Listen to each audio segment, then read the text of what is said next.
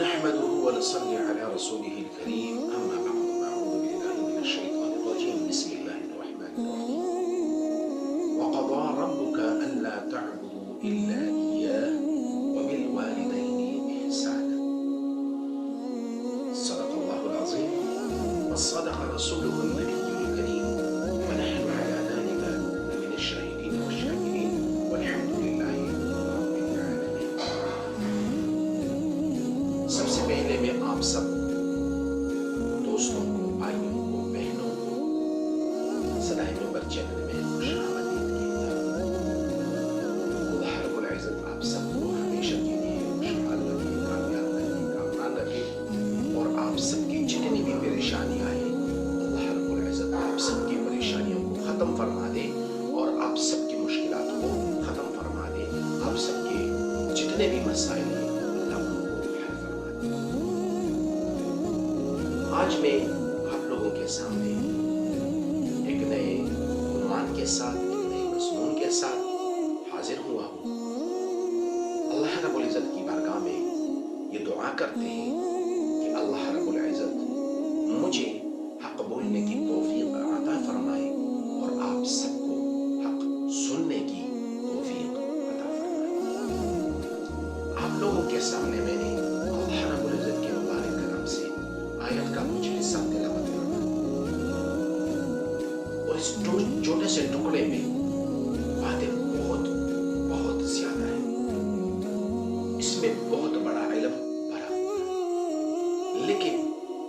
ہم اس کے بارے میں جو ہمارے معاشرے میں آج کل جس کے ساتھ سب سے زیادہ ظلم کیا جاتا ہے، اس کو غلط نگاہ سے دیکھا جاتا ہے، ان کے حقوق کی تلفی ہوتی ہے، ان کے بارے میں انشاءاللہ آپ لوگوں کے سامنے چند گزارش کرتا ہوں۔ اللہ رب العزت کرنے کی توفیق عطا فرمائے۔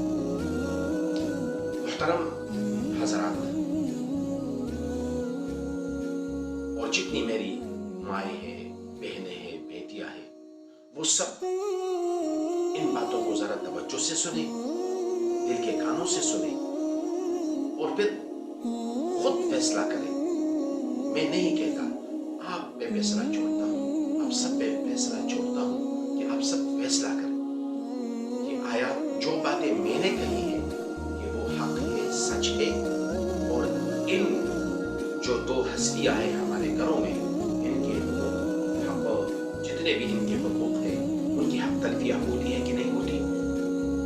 تو فیصلہ آپ سب نے کرنا ہے۔ اللہ رب العزت نے ارشاد فرمایا وَقَضَى رَبُّكَ أَلَّا تَعْبُدُوا إِلَّا إِيَّاهُ۔ سب سے پہلی بات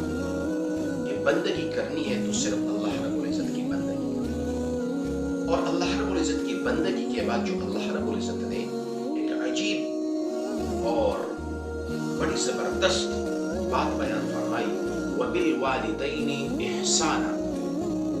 اور تمہارے گھر میں جو تمہارے ماں باپ موجود ہیں ان کے ساتھ حسن سلوک کرنا ہے، ان کے ساتھ اچھا سلوک کرنا ہے، ان کے ساتھ پیار محبت سے پیش آنا ہے، ان کے ساتھ اچھی طریقے سے گفتگو کرنی ہے۔ تو یہ تو اللہ رب العزت نے فرما دیا کہ تمہارے گھر میں جو تمہاری ماں ہے، تمہارے والد محترم ہے، تو تم نے ان کے ساتھ پیار اور محبت سے بات کرنی ہے، ان کے ساتھ اچھا سلوک کرنا ہے، ان کے ساتھ پیار سے پیش آنا ہے اور ان کے ساتھ محبت والی زندگی گزارنی ہے۔ لیکن ہمارے معاشرے میں جب بیٹے کے پاس دولت آتی ہے، جب ان کے پاس پیسہ آتا ہے، تو وہ سب سے پہلے اپنی ماں کو غلط ثابت کرنے کی کوشش میں لگا رہتا ہے کہ میری گھر والی تو اچھی ہے لیکن میری ماں وہ میری گھر والے کے حقوق پورا نہیں کرتی۔ تو یہ کیا بات ہوئی بھائی؟ تمہارے گھر میں جو تمہاری ماں ہے، یہ اللہ نے ایک ایسی ہستی آپ کو عنایت فرمائی ہے کہ اللہ رب العزت نے اپنی وحدانیت کے بعد جس کے ساتھ حسن سلوک کا ذکر فرمایا ہے وہ تمہارے والدین ہیں، اور والدین میں دونوں آتے ہیں، تمہارے والد محترم بھی آتا ہے اور تمہاری ماں بھی آتی ہے۔ ہمارے معاشرے میں جو آج کل ایک روٹین چل پڑا ہے ایک ترتیب چل پڑی ہے کہ اپنے ماں باپ کے ساتھ سب سے زیادہ بدسلوکی کی جاتی ہے، ان کے ساتھ عزت کے ساتھ احترام کے ساتھ پیش نہیں آتے ان کے بیٹے. تو اس کے بارے میں انشاءاللہ ہم بات کریں گے، اور میرے جتنے اس کے پارٹس ہیں اور پارٹ 1 پارٹ 2 پارٹ 3، تو انشاءاللہ العزیز سب میں ہم اس بات کو آپ لوگوں کے سامنے رکھ دیں گے، اور کسی چیز کو ہم پوشیدہ نہیں رکھیں گے، اور آپ لوگوں نے پھر خود فیصلہ کرنا ہے کہ آیا ہم اس بات میں سچے ہیں، پکے ہیں، یا ہم جھوٹے ہیں. اور ہم جو ہمارے گھروں میں ہماری ماں ہے، ہماری والد محترم ہے، ہمارے باپ ہے، تو ہم ان کے حقوق کی صحیح طریقے سے پاسداری کرتے ہیں یا نہیں کرتے.